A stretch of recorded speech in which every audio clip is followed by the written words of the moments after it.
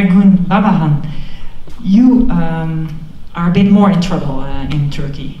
Yeah, it seems so. Yeah. Can you maybe share with us what happened to you, and you are on trial, and can you explain to us what's going on? I wrote a column on the anniversary of 25th of December or 17th of December.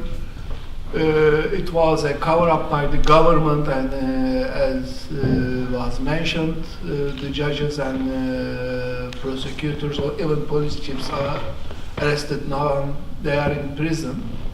It was a reaction for this cover-up, and I just put the telephone recordings between the ministers and sons and president. You put the telephone recordings between the minister? How did you get them? It was on Google. I mean, just Google it, corruption minister Erdogan, you will find hundreds of them. It's very easy. interesting.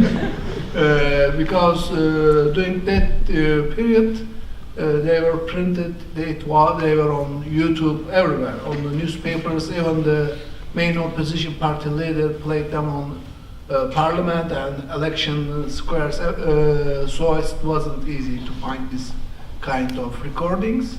And the headline was that the thieves are going to pay for what they did. And so President San and himself sued me, and they are asking about 9 years prison time for me, at least now. You have 9 years. Yeah. Almost as much as I have. Yeah.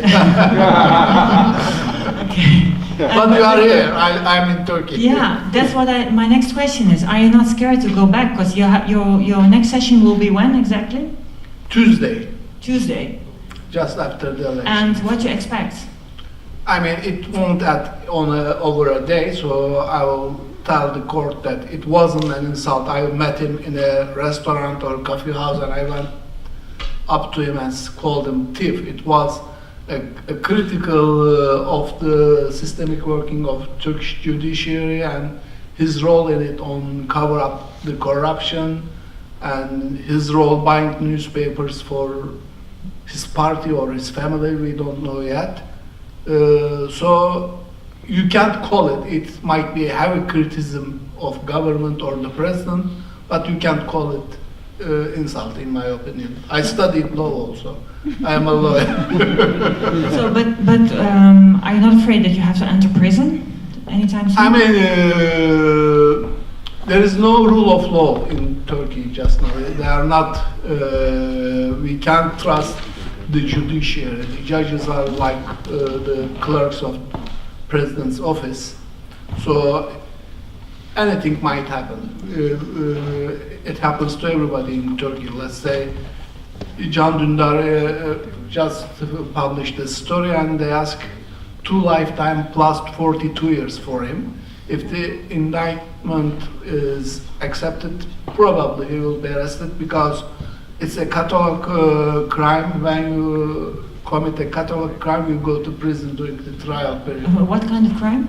It's when the prosecutor asks lifetime punishment for you, you can't be on trial without prison, because there is a risk you might escape. They put you in prison. Then I go to... Also there is Mehmet Baransu. They ask 104 years. 104 years? Yes, for For reporting. one person. Yes. I don't know, after I recall how many death sentences Mursi already had.